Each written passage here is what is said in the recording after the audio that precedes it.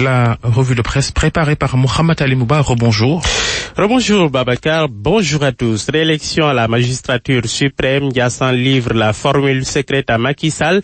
Allait présenter les condoléances de la nation suite au rappel à Dieu de Cheikh Bou Mamadou Kounta. Le chef de l'État est par ailleurs numéro 1 de Benno Bokk Yakaar, candidat à sa réélection pour un second mandat à la présidentielle prochaine, a été reçu en privé par le nouveau maître de la ville sainte. Cheikh Bekay Al-Bekay s'est confondu en prière pour la paix au Sénégal, mais surtout, relève toujours le journal, il a joint les mains de Macky Sall avant de lui souffler des prières qu'il lui a demandé de répéter. Pour le journal L'Observateur, le doute n'est plus permis, le nouveau calife souffle la formule de la victoire au président Sall.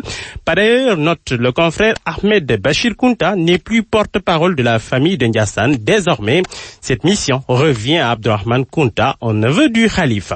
Ouverture hier du 5e forum paix et sécurité à Dakar, le quotidien fait retenir que le président Sall est favorable à une réorganisation des Nations Unies.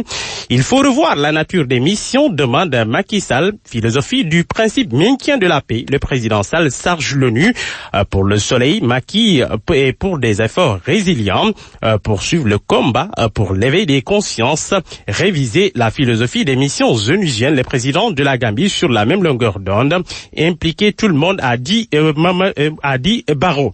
Mais pour donc Bintou Keïta, dans sa réponse apportée, donc la représentante de l'ONU pense qu'il faudra cerner bien les choses au sujet des limites des forces d'interposition face aux avancées terroristes. Le journal Enquête constate que les chefs d'État africains sont pour l'intervention. Macky Sall et ses pairs africains au sud du Sahara désirent une approche plus musclée des forces onusiennes ou à défaut le soutien aux initiatives de coalitions africaines. Mais constat l'absence de plus en plus remarquée de chefs d'État au forum de la paix et la sécurité. Rewmi Quotidien note qu'à part Adama Barrow, le président gambien, aucun chef d'État étranger n'a fait le déplacement. Dans ses explications, Source A note que les chefs d'État africains ont fini de se rendre à l'évidence que la faim, le paludisme, le sida et le déficit environnemental tuent plus que le terrorisme. La controverse autour de la signature de contrats ou conventions sur les richesses plutôt naturelles à la veille de la présidentielle, Sud Quotidien pose les débats. Dans sa parution du jour, la parole à des universitaires. Pour professeur Amadouka, enseignant, chercheur et observateur politique, la prudence aurait recommandé qu'on évite de le faire en période électorale.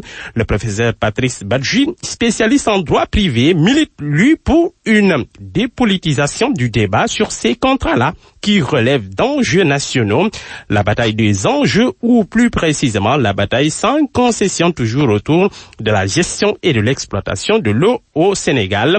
Le journal Enquête note que derrière la guerre d'affermage et l'agitation des uns et des autres se cache le contrôle des 25% qui seront réservés aux acteurs privés nationaux dans la ville sainte, plutôt dans la nouvelle société en charge d'exploiter l'eau. Du côté du gouvernement, il est hors de question de laisser les détracteurs dérouler. Cette information en première page du journal LAS, le coude qui ferme le campus social de Dakar pour une dette de 6 milliards de francs CFA au restaurant. Autant dire qu'après l'UGB, de Saint-Louis, Dakar prend le relais. Et puis les nouvelles de règlement de compte sous les flammes au Maris. Nous vous en parlions hier à Idambaké. Les mystères d'une pyromane. Libération nous dit que la dame qui a mis le feu dans l'appartement conjugal est la fille d'un grand dignitaire. L'état de santé de son époux, brûlé au 3e degré, inquiète.